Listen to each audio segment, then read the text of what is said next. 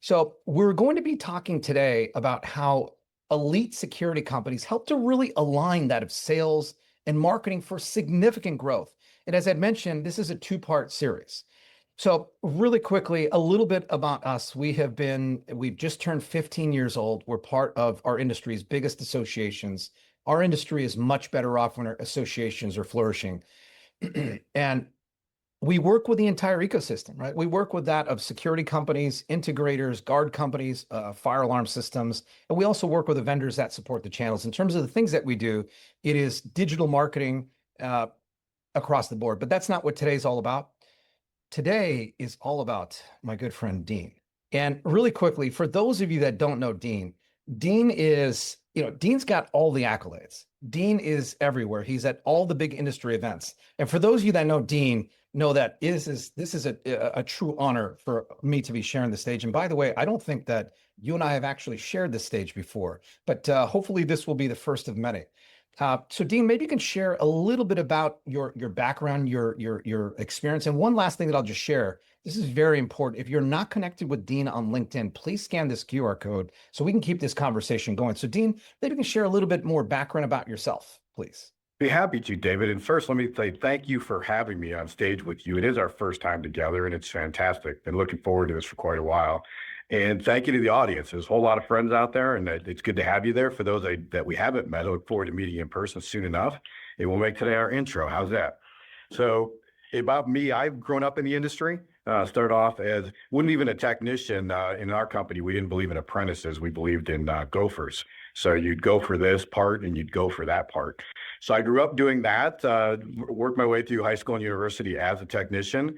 And right about my senior year of university, saw Ron Davis. He did a seminar in Chicago. Ron's an old industry veteran who did a lot of mentoring and coaching and consulting.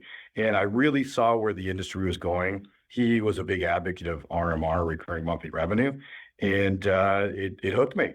So I finished my senior year of school and decided instead of going to law school, I was going to go into the security industry, and been doing it ever since. So I think I'm coming up on 50 years in the industry as an active participant. Served all sorts of roles, had my own company for 30 of those years. And our company was probably a lot like yours, full service. So we did installation and service of intrusion, access control, video, commercial fire. I myself was NICET certified for fire. And we even had our own in-house central station because we thought life was too easy not to do a 24-hour business. And sold that company in 17, went to work for one of our major companies, a competitor prior to that here in south of Michigan, Guardian Alarm. And I'm actually broadcasting from their offices today because I had a meeting here this morning. Did that for them for a while and then moved over to Honeywell and Resideo, worked in the First Alert program. We had been a dealer in First Alert for 18 years. So I went and worked with that group of elite dealers. And then 4 years ago, moved over to DMP to work with our dealers. And everything I do is based on really sales strategy, growth, marketing, everything to improve and grow your businesses. And as David said, right now I get to work with a very specific channel of our DMP dealers, which is very special. But every once in a while, I get to go out into the real world and talk with everyone. And today is one of those days. So I'm very excited to share it with you. Wonderful. Thank you again, Dean. I appreciate you sharing a little bit of your background, especially for just, there may be one or two that are live that weren't familiar with a little bit of your background. And I'm sorry, did you say 50 years? 50. First time I walked on a job site I was 8 years old. So at that time, my father had a one-man operation and somebody had to hold the ladder, hand him tools, and help him route the wire through buildings. Wow. And, to your point, like how far has our industry come? Whereas everything is all IP based now, and it's not like the way things were a number of years, a number of years back. And, you have to give accolades to the folks that operate it. The folks on our call today, each of you, our industry, we're very nimble. If you think about it, we went from transistors and relays to high power IP marketing computers. It's a very different industry than it was when I started, and it evolves on a daily basis. So credit to everyone for being so nimble and able to adjust and move forward. Yeah, absolutely, wholeheartedly agree with this. I mean, this industry is very resilient. We continue to adapt to change, and there are a lot of change that's happening, but a lot of the values in our industry continue to hold true, which is that the we'll call it like the national presence with a local touch in terms of the level of service and support that we give that of our end user customers. So with that David, said, something I like to point out on that one is if you think about it, we all joined this industry for varying reasons. I don't think any of us grew up with the idea back in, when you were in fourth grade that you want to be an alarm person. I don't think that was too many of our goals. But we migrated, we found our ways here, we were guided here. But what impresses me most are the folks that stay in the industry, the long-term professionals. I look at it very much as a higher calling, similar to what we experience with law enforcement, firefighters, EMS, our military. These folks do this for a much more a higher calling than they do for a paycheck. And I see that with everyone on this meeting today, and I see it throughout our industry. And I think it's important to note that we don't wake up every day realizing what we do or what influence we have over our clients and the public at large. But if you think about it, everyone on this call today is responsible for saving a life, if not many, many lives, because what we do is important and it matters. And we provide security and life safety for our clients and for the masses. And I think so many times we forget, we just go to work and we do our jobs, we don't think about it. But if you take just a second to give yourself a pat on the back, what you do, what we do is extremely important and it makes a difference. And I'll, interestingly enough, Dean, with what you're sharing right now, this is an aspect of that sales and marketing convergence, because what you just shared, that oozes as you're saying that, like you're genuinely communicating that. And I think part of what we're going to be discussing today is making sure that we're genuinely communicating that to that of our customers, our prospects, to that of our markets. So I think it's, I hope that everyone's really, paying very close attention to literally every single word that Dean is sharing, because once again, all the way back to 8 years old in the closet, to fast forward to where we are in 2026, really in the entire journey in terms of things. So really quick, I'm not going to spend too much time on myself. If we're not connected, let's connect on LinkedIn and keep this conversation going. I've been very blessed to speak at many of our industry's biggest events. I'm the co-founder of SD Marketing. And with that said, a big thanks to each and every single one of you that continues to be very kind to Isabella. As you all know, she really is doing her best to make sure that each and every single one of you have that of today's session and future sessions in your actual calendar. If you'd like to schedule a time with me, you can use this QR code. With that said, a couple of other quick things is this is the latest edition of Marketing Matters, which I discussed case studies that actually close deals. So if you scan this QR code in Security Business Magazine, you can read that of the most recent article. And also, I'll be at that of the connections. A big thanks to that of Elizabeth Parks from Parks Associates for giving me the opportunity to share the stage with these fine gents, and really looking forward to that on that of May 5th. For anyone that will be at Connections Conference in Santa Clara, I look forward to seeing you there. We're going to be discussing marketing in the AI era, personalizing the smart home. Also, and by the way, Dean, if you recall maybe you can speak a little bit about that of the shows that you're going to be at here in just a moment. But if any of you are heading to ESX and would love to schedule a meeting with us, use this QR code. Also, our booth is number 821. So, Dean, I know that you've got a few conferences that you're even going to this week. Maybe you can speak about 2 or 3 conferences where individuals can keep this conversation going in person. Happy to. For those of you who may be Sonatrol dealers, we've got the Sonatrol conference this week in Tampa, Florida. I'll be there Friday afternoon speaking on lead generation, which is not prospecting. It's actual solid ways to create leads that help your sales team and your company grow forward. We've got California Alarm Association. No one gave David a pat on the back, but this man is everywhere all the time. It's extremely impressive how connected he is to the industry and how generous he is to the industry. So I know we'll see David at California Alarm Association mid-May. And then like David, I'll be at ESX again in Irving, Texas, early June. If you all are not signed up for that one, I'd encourage you to get signed up. I cannot tell you how impressed I am with ESA and the ESX event as they perform it. Great education, great product showcase, great networking opportunities, and a whole lot of fun. Thank you, Dean. Appreciate that. And by the way, I've got a couple more quick slides, and then it's going to be time for an exercise with everyone. So if you can get your phones out, and in just a couple of minutes, we're going to be asking 3 or 4 quick questions. So I'd like to give a big thanks to that of our 2 sponsors, and that's Recognize, I should rather say, as well as NAPCO. So, these sessions would not be possible. And keep in mind, both these groups had shared with me that there's been a couple of groups at ISC West that went up and thanked them for them sponsoring that of our event. And as they are at many events, including CAA, including that of ESX, NFPA, and many of these other shows, for that of NAPCO, of course. If you can thank them for sponsoring, would greatly appreciate that. At ESX, Recognize is going to be booth 312. They're also part of the Bosker team now. And if you're not familiar with Recognize at a high level, Recognize is all about outdoor, intelligent outdoor security, and it's AI-based visual verification. It's an entire ecosystem and entire platform. And then once again, with NAPCO at ESX, their booth 411, NAPCO's been around since 69, and you can literally almost run your entire business on that of NAPCO. Big thanks to that of our good friends at NAPCO and that of Recognize. And with that said, let's go to some quick poll questions. So if you can get your phone out, for those of you that have not been on these sessions before, this is anonymous poll. So I'd like for you to answer these questions honestly. And with that said, the first question is, how is marketing handled in your company? So if you can, once again, scan that of the QR code. And how's your marketing handled in your company? We don't really have marketing. It's the owner or sales team handles it. We have a dedicated marketing person or team, or we outsource to that of an agency. So if you can answer that question, that would be great. And if you can, once again, answer these honestly, and I'll keep this up just for a couple of other minutes. But once again, as you're answering these questions honestly, and we try to make these really simple, but this helps Dean and I as we are going through today's session, we can personalize that of the discussions. We can personalize some of the things based on some of the things that you're answering. So I'll give this up for another 5-10 seconds. But so far as we can see here, Dean, it's like 40% are outsourcing, and then a quarter are we don't really have marketing, and the owner of the sales team handles it.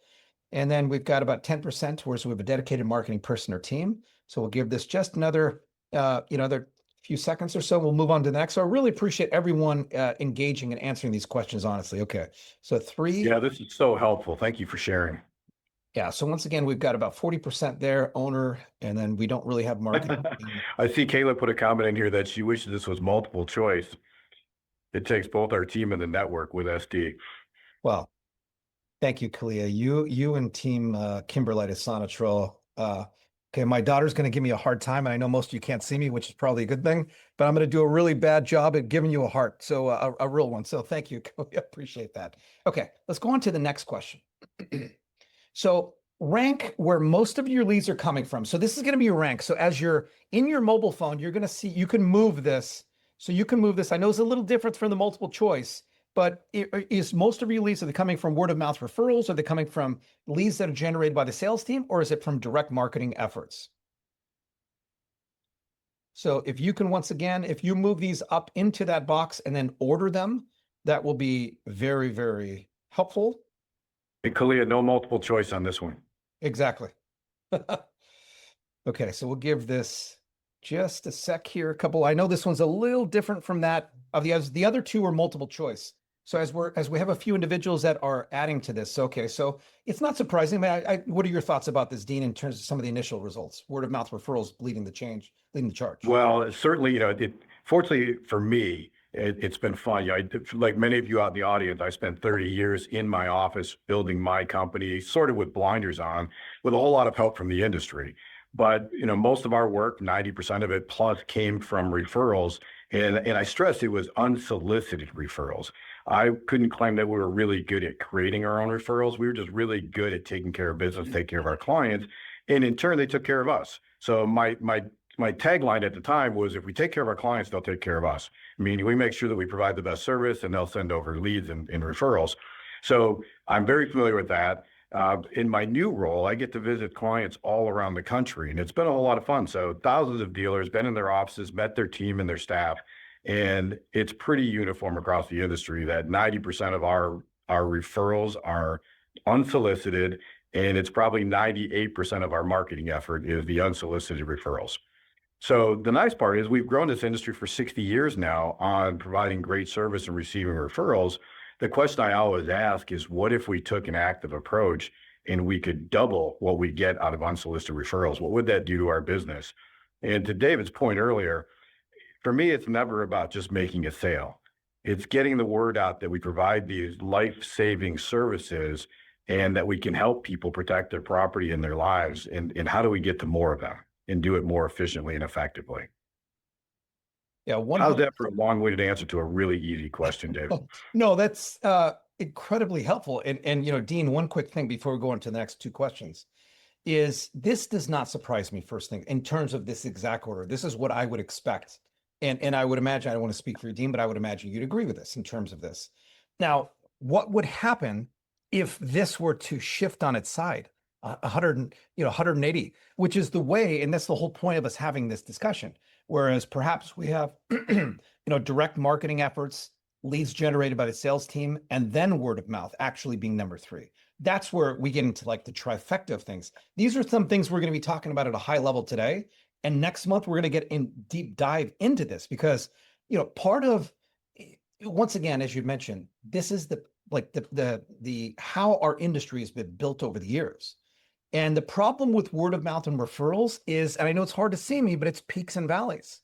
And the key here is when we are strategically investing in our security companies, especially with technicians, with with other infrastructure, things in that regard, is very challenging when we're not being predictable with things. And that's obviously why RMR, which we're going to talk about RMR here in just a few minutes. We'll let this last individual just quickly rank this, and then we'll give this just another sec or so, 3, 2, and we'll move on to the next question. Okay, just two more questions, team. So who drives revenue growth in your company today? Is it sales team? Is it marketing? The owner does everything, or it's a team effort? We'll give this just a sec here. So far it's a team effort. The owner's doing everything. We'll give this just another couple minutes or another few seconds. So it's a team effort. So far is, that makes sense. We'll give this just another 5 seconds or so, but this to me makes sense in terms of this. Ideally, and I realize that we've got members, we have individuals here today that are across many different sizes. And, I share with my team, and Dean, maybe you can even speak to this as well. And I share with my team that when our business will be its most valuable, will be its most progressive, will be in its best spot when Alex, my business partner, and I are not as valuable to the operations of the business. And my point with this is we want to get away from buying, we want to get away from the owner doing everything. And I realize some of us may be, 1, 2, 3, 4, 5 person operations. And look, for those of us that are in senior leadership and or own that of our security businesses, I'll speak for myself. I want to have my hands in everything. It's very difficult for me to let go. But the more that I've been able to let go, and appreciate all the kind words, Dean, that you shared about me a few minutes, over the last few minutes, it's what's helped us as a company to continue to grow. And I challenge each of us to be able to let go. And I'll finish with this, and maybe Dean, you have a quick thought on this as well. But 70, if someone can do something that's 60, 70, 80% of how you would do it, it's nearly better 100% of the time for that to be the case.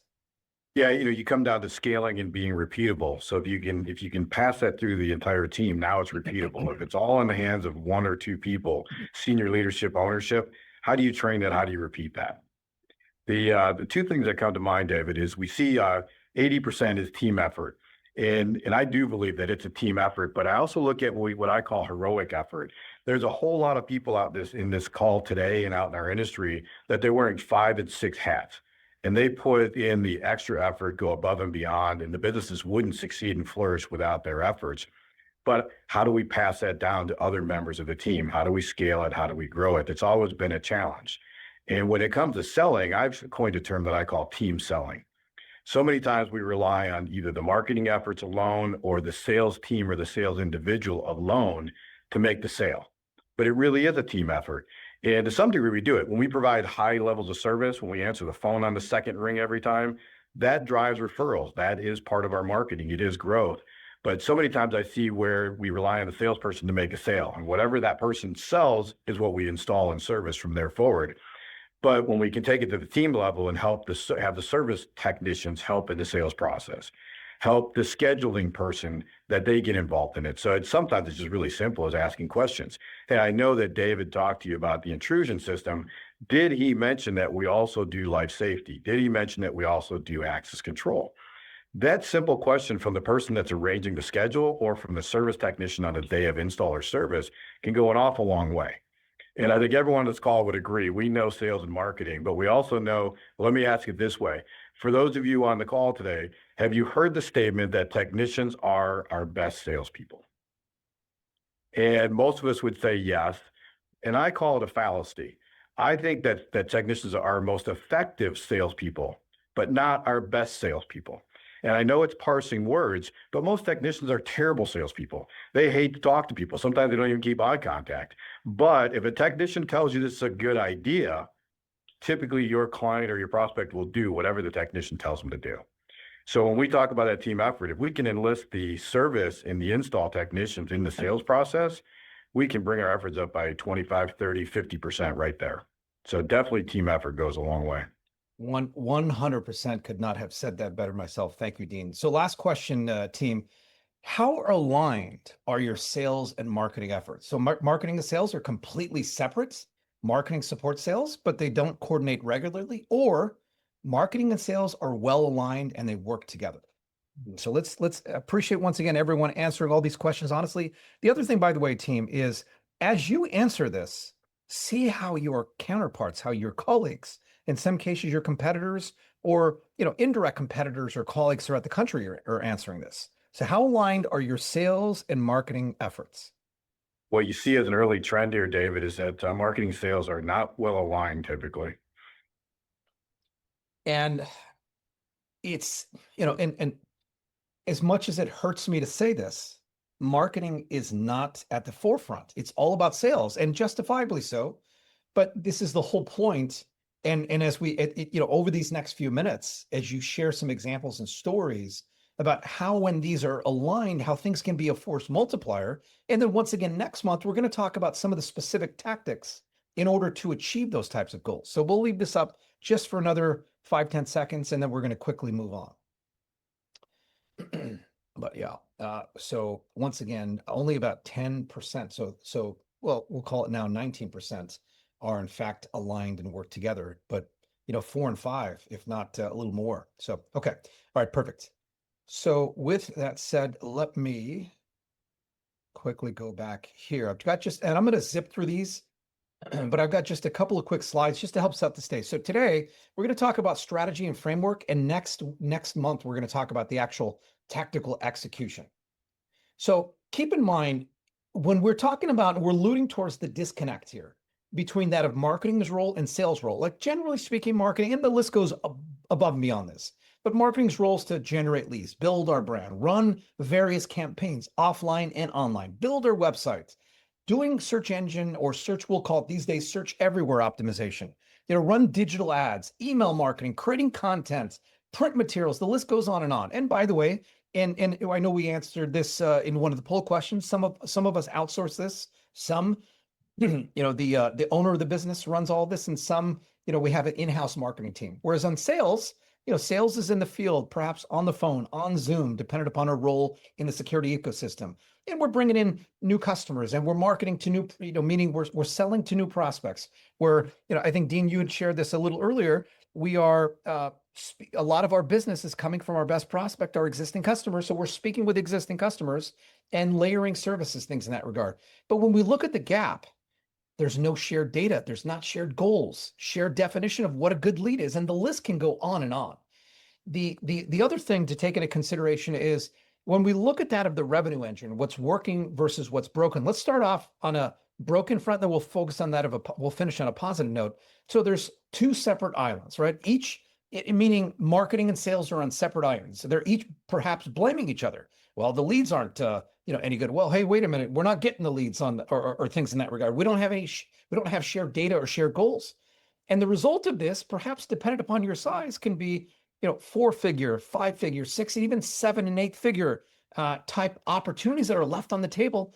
And what's really a punch in the gut is, in many cases, it's done invisibly, meaning we didn't even know. And we're losing that business to that of our direct competitors, which is strengthening us and not helping us. Now, on a positive note, when things are working, we've got a shared scorecard, and of course, RMR is a huge component of that. Keep in mind, if we look at the typical integrator, that's all about integration revenue. Things are changing. Things are now more RMR based. It's all about layering services, delivering more ongoing value on an ongoing basis to that of the end user. And many of the security companies, and maybe Dean, you can even speak to this in just a moment. Many of the security companies that I'm speaking with today, they will not, and I'm not talking about Resi because Resi is all about RMR, but I'm talking about SMB, like commercial, medium, enterprise, government, etc.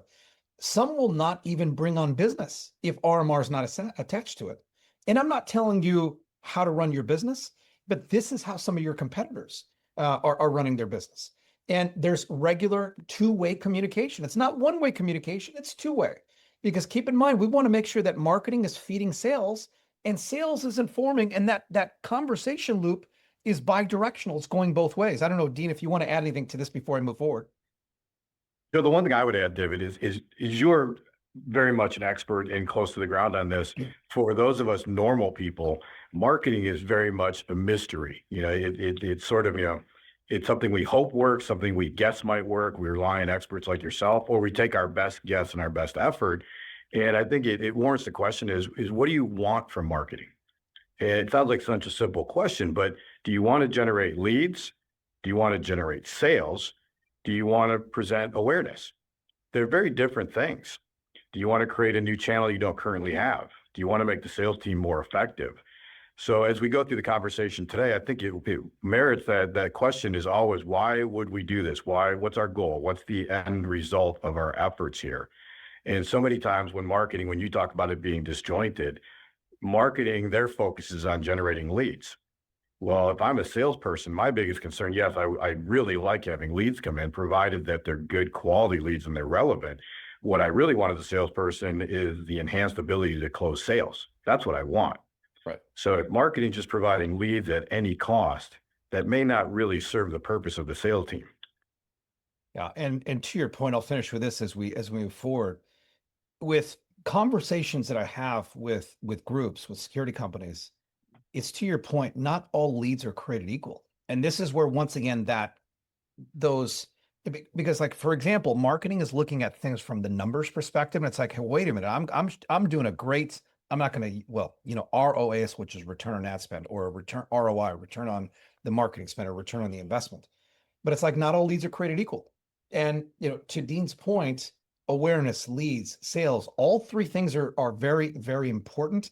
There are different aspects of marketing that speak to each of those three things. The lead and the sales are more closely aligned, but it's not just about the leads. It's about ultimately generating attributable revenue to that. So there's three pillars in terms of alignment gaps. And number one is the lead definition, two is the handoff, and three is the feedback loop. So really quickly, this is where one of the gaps is, once again, they're not agreeing on what's counting. Whereas number two is leads are coming in, but there isn't a system to route them. Like, as an example, but let's say you've got, there are different types of leads. I'll be quick about this. You've got leads that are coming from in-market opportunities, i.e., let's say like search engine optimization, or let's say Google ads or local service ads, as opposed to, let's say, out of market. In other words, someone that's not actively searching for what you're doing. We're interrupting their day. Perhaps we're sending an email to them, or perhaps maybe there's, Facebook or Instagram or let's say LinkedIn ads or ads that are interrupting their day. They're getting some interest.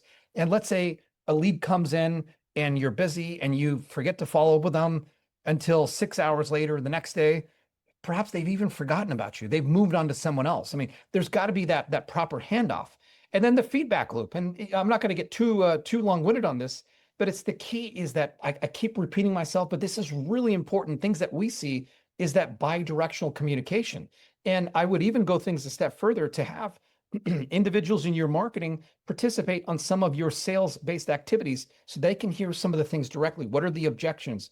What are some of the questions? What are their concerns? So that in marketing, we have new sales opportunities that are coming pre-positioned to buy. It's almost as if they're ready to make that decision before they're even speaking with a member of your team in sales. One last thing, and I'm just going to be really brief. It's very simple. One mislead could actually cost you big time. I'm not going to get into all the details here, but it can cost you big time, especially with some of these commercial opportunities. But remember, it's not just what you're losing, it's what your competitors are gaining. And I'm telling you, those are like those, it's not like a 2-point in, I'm a huge basketball fan. It's not just that 2 points were scored. It's you lost that on a 3-point basket, and your opponent scored 2 points. That's a 5-point switch. These things are huge. So with that said, let me stop sharing my screen, and we will get into that of the open discussion.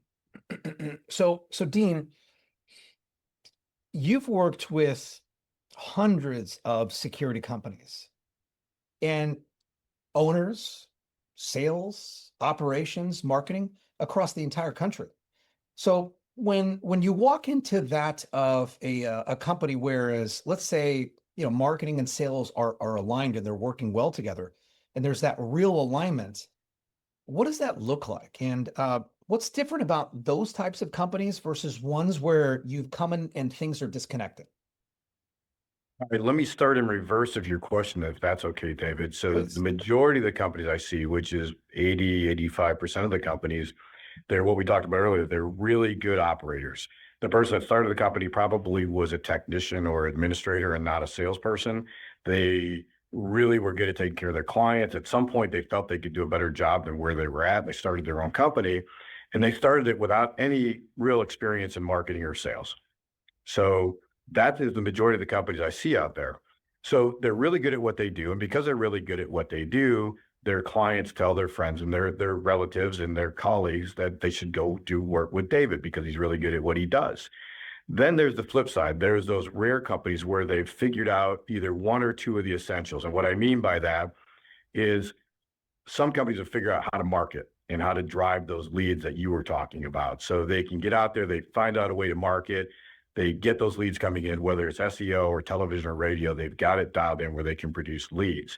And then there's the unicorn, the one that's learned how to do all three. They've learned how to do the operations side. They've learned how to do marketing and drive leads, and they know how to support the sales team on the front line. And what I mean by that is so many of the salespeople in our industry got there out of that heroic effort. And what I mean by that is I help with a lot of recruiting. I see a lot of dealers do recruiting. When we get salespeople in, our success rate's somewhere between 8 and 10% with a new salesperson. So we fail most new salespeople. And we get that 1 out of 10 that actually works out and performs, and they stay and they help drive the company. If we had more marketing supporting that frontline sales team, both in their training, their onboarding, and how they present to their prospective audience, we would do so much better. So that unicorn has figured out all those three. They know how to run the security industry and the life safety industry, that company. They know how to generate leads and bring the interest into the company. And their sales team is trained and knows how to make it happen. Now, if I had to pick what's the most important out of all those, let's assume we all know how to run a company, or we wouldn't be doing what we've been doing for as long as we have. Frontline sales is what makes or breaks it. We need the leads, but let's assume we've got 90% of our leads are coming in from unsolicited referrals. How many of those are slipping through? You just throw the stats on what happens if we don't follow a lead. What happens if we follow the lead and we don't present very well and we just lose the sale when we should have won it? What if you could increase your closing rate by 10 or 20 or 30%? And what effect would that have on your company, your business, your staff, your team? So all those things come to marketing. To me, that front line with the salespeople is the one that we miss the most. And we put so little focus on it. So one of the examples I'd give you there is life safety. If we could do this interactively in an audience, I would ask you a question, and I do this hundreds of times a year. So what I will tell you on the story is I'll ask this in front of your team members when we're in your conference room. If I were to say that residentially, a security system is a very important thing to have, but adding life safety to it, smoke detectors and gas leak detection are as important, if not more important than the security system, would you agree? And what I get universally 100% of the time is a resounding yes, that the life safety is far more important than security. Security is really important, but life safety is even more important. So I get that 100% of the time when I do that poll. Yet we only install smoke detectors on 15% of the intrusion systems we do residentially. So how do we as an industry believe in life safety 100% to our core, but yet we only sell it effectively 15% of the time?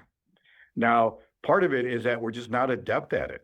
It almost looks like bait and switch. And I joke that we sell our add-ons. So if we get a call for a security system, we always want to talk about life safety and water leak detection and low temperature and things of that nature, environmental. But if we're not careful, it looks like bait and switch. yes, David, you called me in for a burglar alarm and that's going to be $1,500. But wait, while I'm here, in this pocket, I've got watches. In this pocket, I've got smoke detectors. In this pocket, I have water leak detectors. What more can I sell you? Because it's all about me making money. And I think a lot of times as salespeople, we get nervous about that. Many times your sales team, as soon as they introduce something other than intrusion, it slows down the process. And instead of saying yes today, the prospect may want to think about it because now the investment's greater than they expected it to be. So salespeople adapt really quick. Why would I want to gum up the system? If I've got you on the line for a security system, I'm going to sell that today. So having said all that, we believe in life safety, but we sell it 15% of the time. That's a pretty weak number. But I would also argue that we don't equip our sales team. But when I say we, the manufacturers don't do it for the dealers don't do it for the salespeople don't do it for the end user. So what if we took a better approach? If we could arm that final salesperson with the expertise and the story of why life safety is so important. And instead of selling it, like currently we sell it as a McDonald's Happy Meal. Hey, David, we just talked about the alarm system for 45 minutes. Would you like to add fries and Coke with that meal? Which is what we basically do. What if we made it an integral part of the process, a part of the sales presentation? Take it a step further. What is part of the marketing? When we first reach out to that prospect, when we schedule the appointment for the sales call, when we send the follow-up reminder of the appointment, and during our presentation, what if we talked about life safety through that whole process? Would we be more effective? And I can promise you that we would be. Well, I got to tell you, Dean, that's absolute gold, and appreciate the comments from Nico in the chat. It's a great point, and I will say to everyone that's watching this live or that'll be watching this on demand, I don't want you to feel discouraged if what Dean just described is somewhat of the absolute opposite of how you approach business, because that's the whole point of you being here and to learn from this. And I will say this, Dean, just to quickly expand upon this. I mean, it is important. It is, no one wants to be sold. Everyone wants to buy. And I think during that consultative process, asking the right questions so that you uncover some of the needs. So it's almost as if you are not even having to ask. It's almost as if your end user customers walking themselves into some of these other opportunities. Number one. Number two, clearly like a confused mind is not going to buy, and perhaps it does make sense. And, I want to defer to you on this, but like my thoughts would be, is you definitely want to make sure that you get that sale, but you also want to plant the seeds about how there's a lot of opportunities. And if you ask those right questions, these opportunities will very, very, I don't want to say easily, but they will present themselves. Well, another example that I like to use often is that, and I say it tongue in cheek, is that when it comes to our sales teams, we make two mistakes. One is we treat our sales team like we treat our technicians. That's mistake number one. And mistake number two is that we don't treat our salespeople like we treat our technicians. And I know I just said the same thing twice in reverse, but what I mean by that is when we get a new technician that's had no experience whatsoever, we take them in, it's on the job training. So we take them and put them with Bob, who's been doing this for 20 years, and have Bob teach the new tech the ropes. And we use manufacturer training, and we have all, online LMS services they go and learn on their own. We have training manuals. And if all else fails, they can pick up a phone and call an 800 number and get support. That's how we treat technicians. And then when we get a salesperson, we treat them the exact same way. We put them in a car with Bob, who's been selling for 20 years, who really isn't a salesperson. He's just a really good guy who knows security and life safety, and people tend to trust him. And this new raw salesperson watches everything Bob does and then tries to repeat it at the exact wrong time, and it never fits the circumstances. There's no formalized training. There's no manufacturer training. There's no workbooks to look at, and there's no 800 number to call when you get in trouble. So we leave these poor salespeople to figure it out for themselves. And as I mentioned earlier, about 1 in 10 times they do figure it out for themselves. The other 90% they fail, we lose them, and we wonder why our efforts are squandered. So again, as we take in the overall marketing, if we can put that whole package together, driving sales, driving leads, and then putting the best salesperson out there at the front line where the sales actually made, that's where I think we really make the difference. Yeah, 100%. So let's transition. So let's talk about what happens. What's the consequence when sales and marketing we're not communicating? Like what's a real world consequence that you've seen, and what does it actually cost? Well, you made a point earlier that it might be helpful to have marketing actually go out with salespeople and see what they encounter every day. And I couldn't agree more. You see it from a marketing standpoint. The marketing department will quiz you and I and everyone in the audience, like, hey, what happens out in the field? Well, off the top of my head, I can tell you that this happens often enough and that happens sometimes, but it's not the same as seeing it or experiencing it. What I can tell you is that as a salesperson, I will get lazy over time. And if I'm a very busy salesperson and you're handing me a bunch of leads, I'm going from one sales call to the next, to the next, to the next. Well, I may not be putting in my full effort every time. If I've got 5 appointments today and I'm late to the next one, I probably don't stick around to try closing this one. I probably move to the next one so I'm not late. Or I'll stay and close this one and I'll miss the next one entirely. We force our sales team to do that. So if marketing had an understanding of that, if they could give us a process where they teed us up before we showed up, and that prospect, to your point, they're an educated prospect, they know what they're looking for, and they're driving the sales call and they're asking for services as opposed to us presenting them for the first time, that would go a long way. If we had a planned presentation that the company used every single time, so you had we don't want canned where it's same every time. We want a plan where it's the same structure, the same format that we cover each time. And so much sales is just psychology.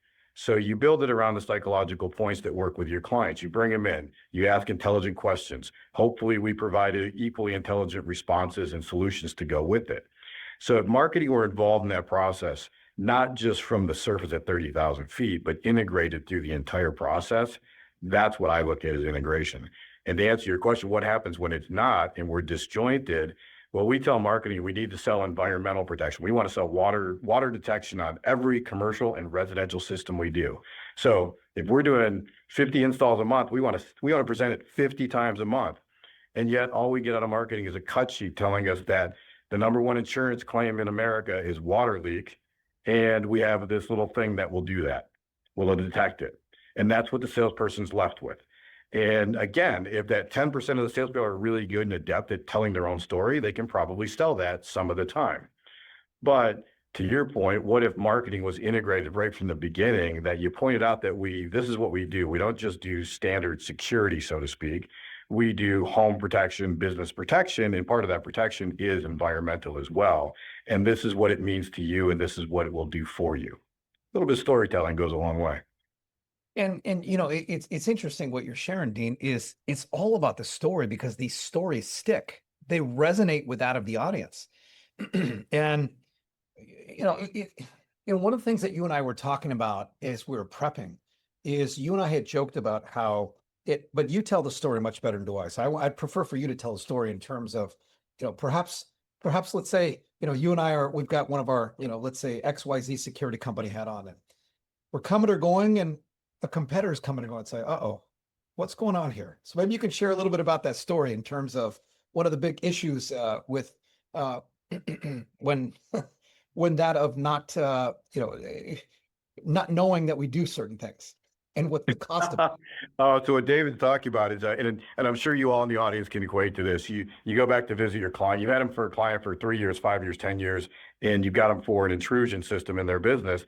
And you go back to visit them, or you stop in because you're in the neighborhood, and you see they've got a brand new camera system or a brand new access control system.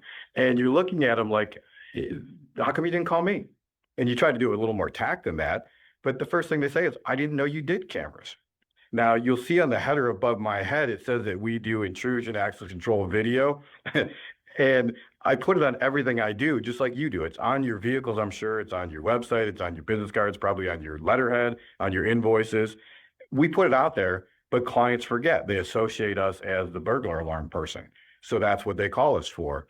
And so when we talk about marketing, that's a perfect case where that person probably was referred unsolicited. They called for a burglar alarm because some life event drove the need for a security system at that moment in time. I'm sure we tried the McDonald's Happy Meal approach to tell them that we also do cameras and access control at the same time. But that day they were focused on an intrusion alarm because they'd had a break-in and they want to handle that one problem right now. And we'll think about cameras later. And they did. But when they thought about cameras later, they just didn't think about you or me. And David mentioned earlier that, a lot of things I shared today may come off. It may make some of us feel uncomfortable that we're not doing it. you'll hear me use the royal we a lot. When I say we, I mean me. Most of the lessons we're talking about today, I've learned them the hard way by doing them the wrong way. And over time, learned them the right way. And one of the blessings I have in this new career of mine is that I get to be with you all and see what you do well, what you don't do well. And what I've discovered over the last 8 years of doing this is that as security and life safety companies, 80% of us were exactly the same. It's the 20% difference that's all the magic. And it's not always people, it's processes, things we do, it's things we've discovered. So they've all become part of what I train and teach on. So when I tell you these things today, this is the right way to do it. I'll share with you the successes I had. I'll share the failures with you as well, but also share what I know works and what I've seen to work, as opposed to just taking those wild guesses and trying to figure it out. So in that case, if we go back to active marketing, that client, it's great. They came to us unsolicited. We sold them a security system. We're checking the box. That's a win. And we are done. One and done, out the door. We plan on going back and talking to them about cameras in 6 months, but we don't get back there. We're so busy taking care of that next call, that new client coming in. We never go back and visit those existing clients. So right from that standpoint, why do we not market to our existing clients? They already like us. We know they pay their bill, so there's not a lot of risk to that client. We can actually do it for a more competitive price point because we don't take any risk with that client. We have a relationship, and it's a relationship that too many times we squander. We don't take advantage of it. So my advice there would be go back to the well. Stay in constant contact with those existing clients. Have your sales team go out and visit them. And maybe it's not visiting every single client, but pick your 20% largest clients, your VIPs, and make sure you see them every year. And when you're back there, bring them something. Rule of sales is always give before you ask.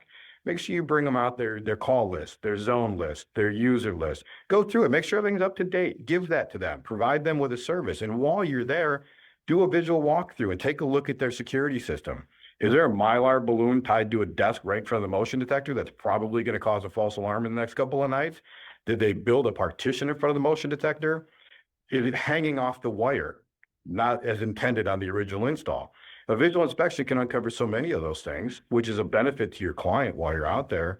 And then as you're going through it, hey, you know what? Do you ever have any trouble in these areas? You can talk about cameras and access control. One of my pet peeves, Dave and I talked about earlier, is we sell in silos. And again, this comes back to both marketing and sales. We may buy intrusion systems separate from access control systems, separate from camera systems, but why do we sell them that way? Why do we present them as separate? Do we have to? Is it the best way to do it? To me, the only thing that's different is commercial fire. Fire is typically mandated and required. Not many people do it commercially because they want to, but everything else is electronic security, whether it's an intrusion system, an access control, or camera system. That's electronic security. My question is, why do we separate them? Why do we sell them differently? As we walk through with a prospect, shouldn't we just asking what they want, what they're looking to accomplish, and then provide that as part of the solution? So the one that I talk about a big pet peeve is access control. We sell it like the Happy Meal. We go through, David, you and I spend 45 minutes. We design a security system for a 3,000 square foot building. It's going to be $2,200 for the install. We've spent 45 minutes doing that. And then at the end, they go, hey, have you given any thought to access control? You're like, nope, we're good there. How about cameras? Yeah, not yet. We're not there. How about environmental? It's no. Maybe tell me about that thing with the environmental. What's the water? Yeah, I like that one. Well, what I'm going to say is that for those of us that are old timers, and I hate to use the word old timer, so I don't use old timer, relic, dinosaur. I prefer the term alarmosaurus for those that have been in the industry for a long, long time. So for those of us that are considered alarmosauruses, we were taught the term PIR. And I would walk through a business or a home and go, okay, Dave, we're going to put a PIR in this corner and a PIR in that corner, PIR in this corner. And finally, a veteran took me aside and said, your prospecting, your client really doesn't know what a PIR is. You might want to slow down and use the words motion detector. They probably understand what that means.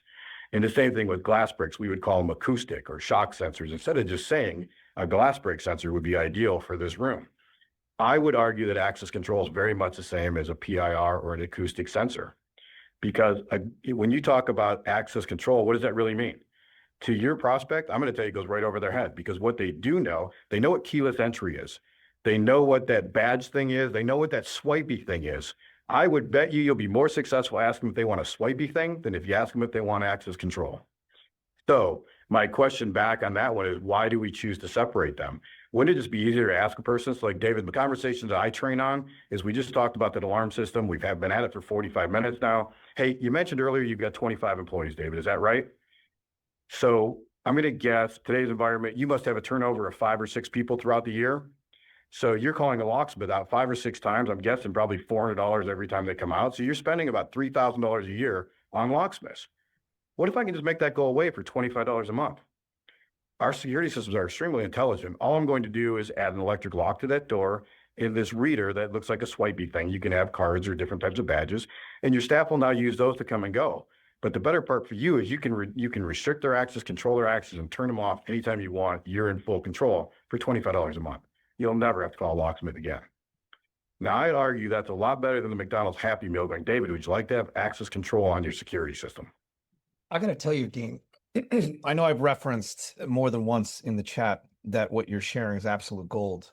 What I don't know if everyone just heard what Dean just said. This is a clear way to show a return on your security investment by asking simple questions, by tugging on their pain points as you're asking these questions. And I think this is why it's so critical we have to be master craftsmen and women we have to be able to know how to ask these right questions, understand what these numbers are so that we can make it a very simple no-brainer. Because keep in mind, this is going through things the right way, that consultative approach. I promise you this, your competitors are not doing this. What this does is this differentiates you from that of your direct competitors in the market. It puts you in a different class because look, no one wants to win the race of price in terms of the bottom. Let's see, Kelly, David, please. if Please I go could touch on David, the one Please. word you just used there, if I describe my entire career in one word, it'd be differentiate. Because for the most part, as consumers and as business people, we end up with 3 quotes, right? If we're going out to give a quote, there's probably 2 other people that are quoting it. If we're buying something, we usually go and get 2 or 3 quotes. It's just human nature. It's what we do, at least in the Western world. So if there's 3 people and they have 3 of the same stories and the prices are all the same, what are you left with at the end? You either liked one of the people better, they were a stronger referral, or more than likely they had a better price. And if I wait a week to make the decision, the only thing I see are 3 proposals and the price is what jumps out at me. So if I had to sum up what marketing means to me is that differentiation. How do I separate myself from the competition? No, 100%. And, Kalia shared education makes such a great, makes such a difference at getting that of a yes. And keep in mind, our customers, our end user customers expect for us to share with them what's the latest and greatest. What are their opportunities to improve? We just got back from ISC West. We have, Sonatrol conference that Dean had referenced is going to be at. We've got California Alarm Association. We've got ESX. We've got a lot of state shows. I know there's state shows that are happening now. Our end user customers expect for us to communicate these things. Marketing can really help in terms of instead of being one-to-one, it can be one-to-many. And this is where newsletters come into place, meaning email newsletters, like having information that's going to be valuable to that of your customers in that of the invoices that are sent. And I realize that we're sending things perhaps to some of the account receivables and things in that regard. We always want to be delivering value. So Dean, I know we're really low on time, but there's a question from Beth Sides.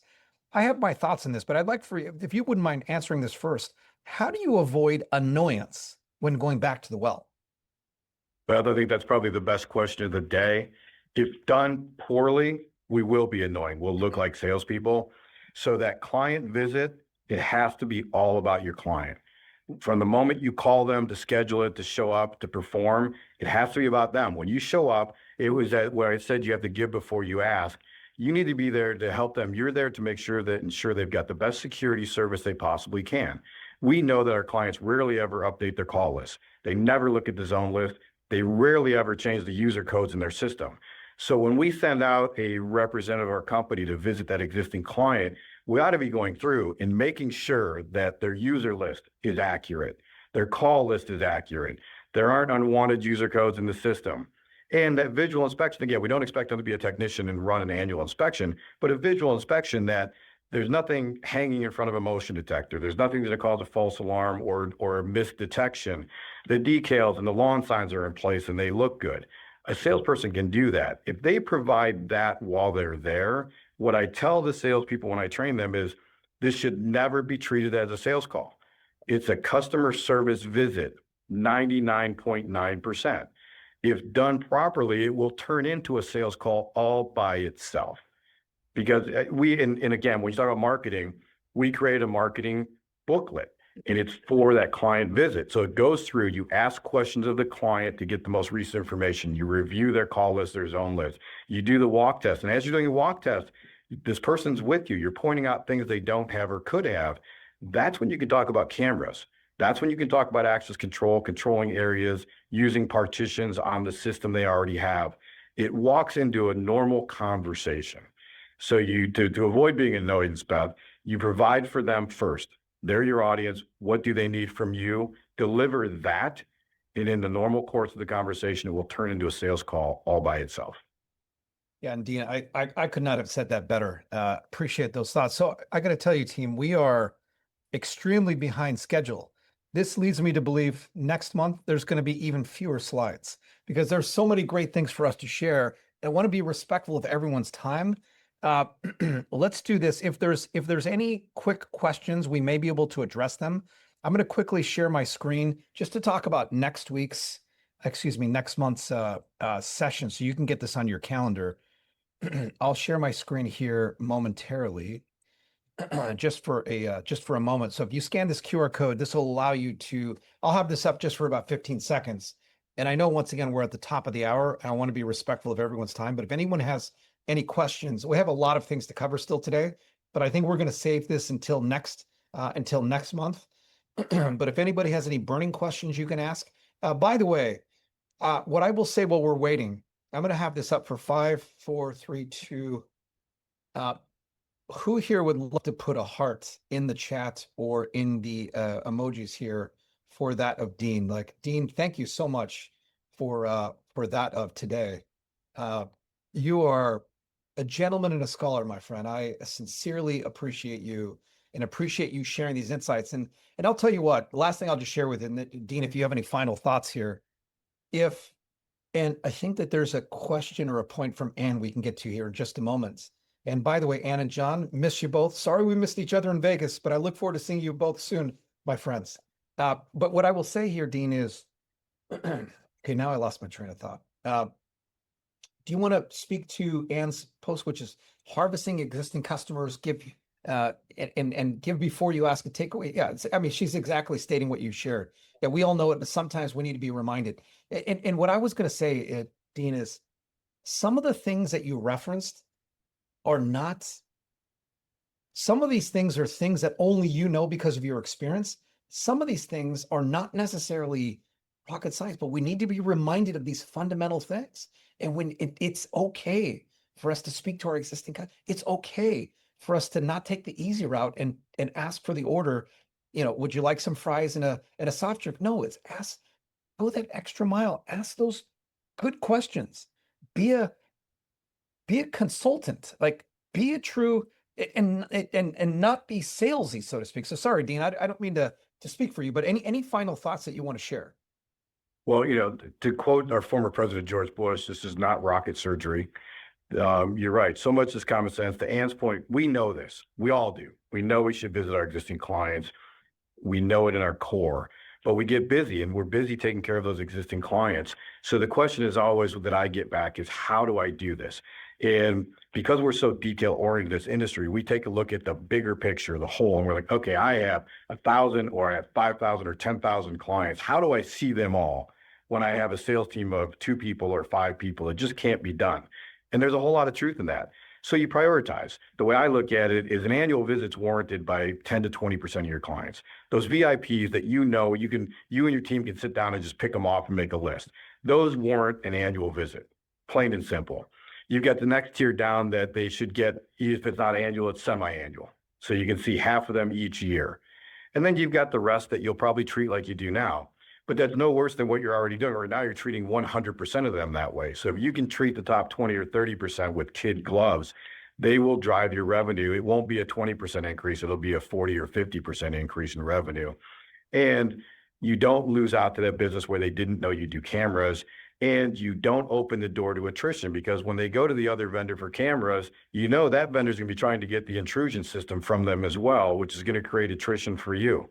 So knowing all that, we know it's the right idea. To Ann's point, we just don't know how to do it all the time, but we know we need to do it. So for me, it's like anything in life. The hardest part is to start. Just start. Grab it. What I tell sales reps, on the front line, very simple. You've got 5 days in a week if you're a commercial sales rep. What do you do in the morning? Usually they're either calling their friends or they're having a cup of coffee before they get started, because you can't walk into a business before 9:30. So what if every morning, I'll say we'll go easy, Tuesday, Wednesday, Thursday, 3 days a week, make an appointment for 9 o'clock with one of your existing clients every Tuesday, Wednesday, Thursday. That's 12 calls a month guaranteed. That is 144 appointments a year with your existing clients. And that's how you start your day, Tuesday, Wednesday, Thursday. And then you go about your normal day from there on. It's really that simple. You just have to start tomorrow. 100%. That's the right call to action as we leave with, because even if only a small percentage of a small percentage layer services, these are huge opportunities. You get insights from your best prospects, your existing customers, and they're much happier because they know how much you deeply care about them and how you're educating them on what's the latest and greatest, where are we, getting their feedback, all those other great things. So I know everyone that we are over time. Dean, thank you for today, and thank you in advance for next month. To everyone that's here live, thank you. To our sponsors, Recognize and NAPCO, a big thank you. I hope everyone has a wonderful day. Please give Dean a big high five, a big hug, a big shake, and thank him when you see him. I don't know if everyone knows this. This is a big deal. And Dean, I cannot say enough how appreciative I am of you taking time out of your day to spend with us. And I look forward to seeing you soon, my friend. Look forward to seeing your wife as well. And to everyone, once again, thank you very much, Dean. If you have any last parting words before we wrap up, I'll Real simple, David. It's a privilege to be here with you in the audience. Thank you all for having me. Love doing this. Wonderful. Thank you, everyone. Until next time, make it a great day.